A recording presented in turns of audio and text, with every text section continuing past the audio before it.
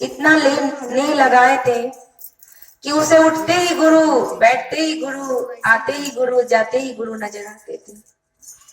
तो कहीं एक जगह ऐसा था कि चर्चा हो रहा था, तो राजा रानी उस रास्ते से जा रहे थे, तो कहा ना कि स्वामी चलिए थोड़ा सा हम लोग आज चर्चा में बैठ जाए।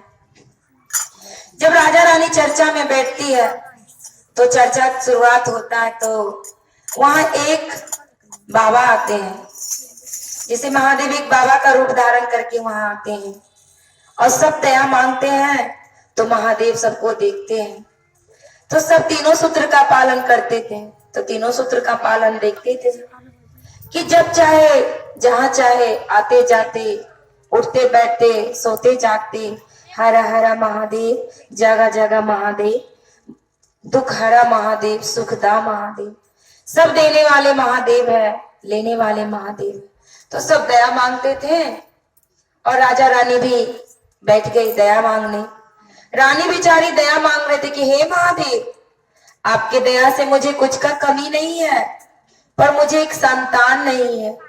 अगर मुझे एक संतान दे दीजिए महादेव, तो आपका चर्चा अपने घर में, अपने धाम में, अपने जगह में धूमधाम से कराएंगे। तो महादेव दया सब पे करते हैं।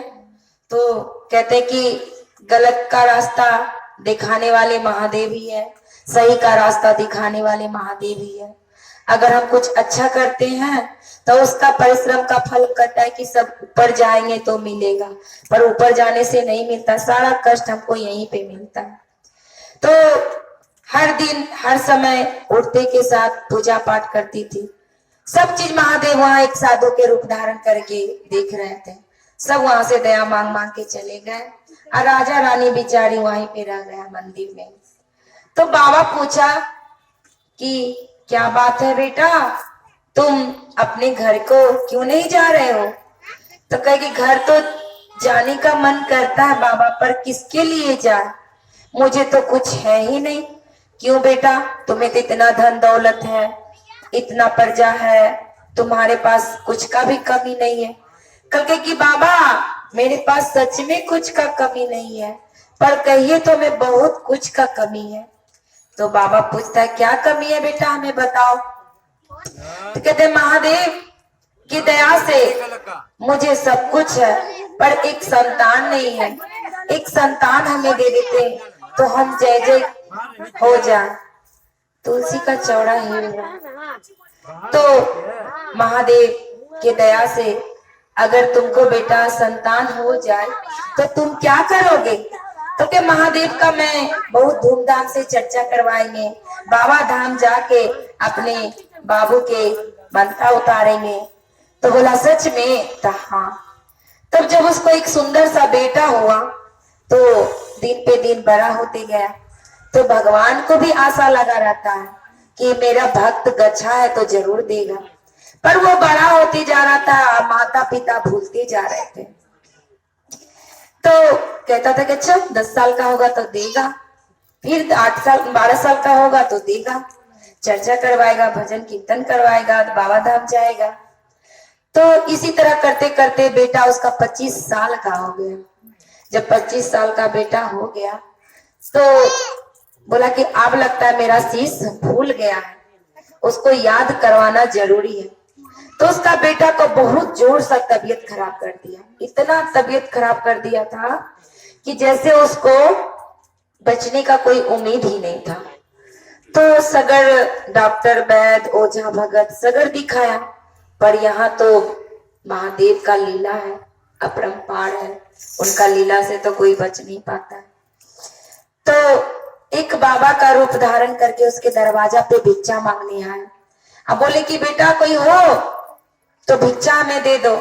तो रानी कहती कि बाबा कैसे हम आपको भिक्षा दे, मेरा बेटा, मेरा लाल भरखटिया पड़ा हुआ है और आपको भिक्षा की लगी है। क्योंकि ऐसा क्या हो गया जो तुम्हारा बेटा बीमार पड़ा हुआ है? बोला बहुत जोर बीमार है बाबा। क्योंकि तो दिखाई डॉक्टर से। तो बोला हाँ बाबा सबको दिखाए, सब कुछ करवाए, पर कोई सुनवाई नहीं। तो कुछ ऐसा की हो, कहीं मांगता मांगता हुआ है बेटा? तब बोलता था, रानी कहती हाँ बाबा, जब मुझे संतान नहीं हुआ था तो अपने महादेव के चरण में जाके अपने संतान को मांगे और वहीं से हमें ये प्राप्त हुआ। तो कहे बेटा जल्दी से जल्दी इसका भाड़ा उतारो, तुम्हारा बेटा का सारा कष्ट दूर हो जाएगा।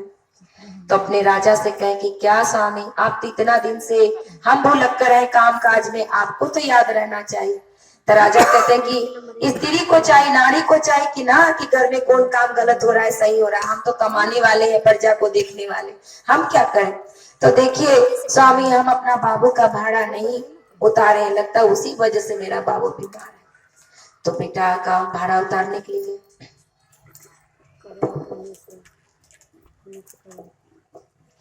कि नका करन वांगे बहिना गई गे बाब धमारे जान जान गईले बाब धमारे जान हेलो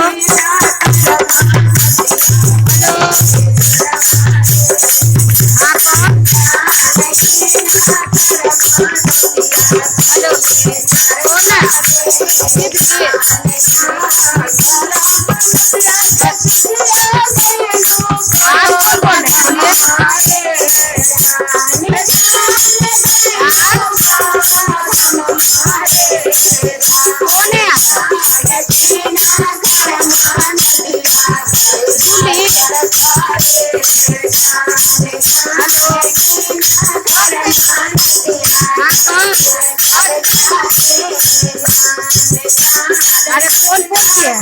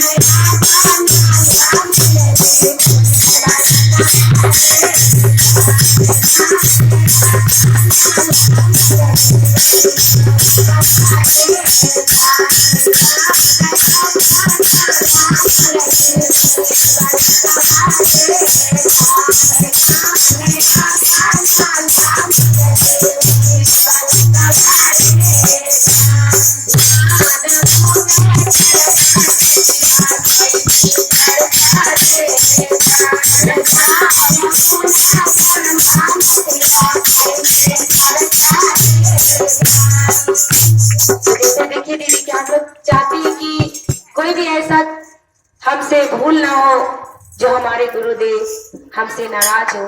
तो कहते हैं कि दीदी, एक पिता अपने बच्चे से रूठ जाते हैं तो मनाने के लिए हमें क्षमता होती है, और जैसे एक बच्चा माँ बाप से रूठ जाते हैं तो माता पिता को भी मनाने के लिए ही क्षमता होती है। तो जैसे महादेव का जो गच्छा हुआ था वो पूरा हो गया और उनका बेटा एकदम सुंदर कंचन काया से भरपूर हो गए। प्रेम से बोलिए हर हर महादेव की। आई गुरु भैया इधर।